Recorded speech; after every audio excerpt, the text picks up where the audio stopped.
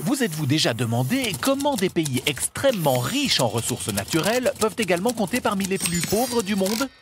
Pour le comprendre, prenons l'un des exemples les plus emblématiques, celui de la République démocratique du Congo. La RDC de son petit nom, c'est en effet un sol qui regorge de minerais précieux comme le cuivre, le cobalt, le diamant ou l'or, des millions d'hectares de forêt, des terres fertiles ainsi que de l'eau à foison.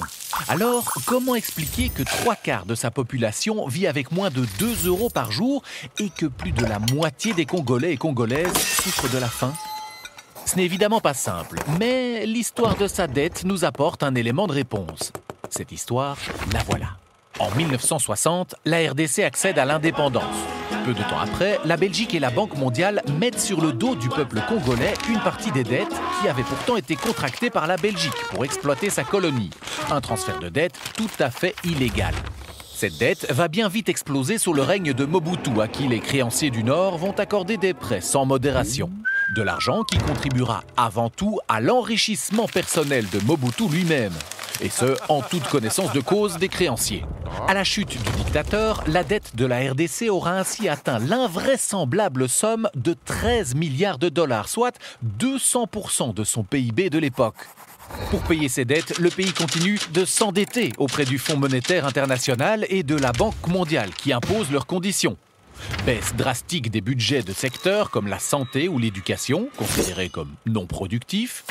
Abandon de l'agriculture vivrière au profit de l'agriculture d'exportation. Ou encore privatisation massive des entreprises publiques. Des recettes vieilles de 40 ans, mais qui sont toujours d'application. Aujourd'hui encore, la RDC dépense toujours davantage pour rembourser sa dette que pour financer le secteur de la santé. Le peuple congolais a totalement perdu le contrôle de sa souveraineté économique et alimentaire, tout en subissant le poids d'une dette meurtrière et injuste qui ne lui a pas profité. C'est QFD, comme on dit. La RDC n'est qu'un exemple parmi d'autres. Partout dans le monde, des peuples sont maintenus dans la pauvreté par des dettes illégitimes, odieuses, illégales et insoutenables. L'annulation des dettes du Sud est l'une des clés de la réduction des inégalités mondiales.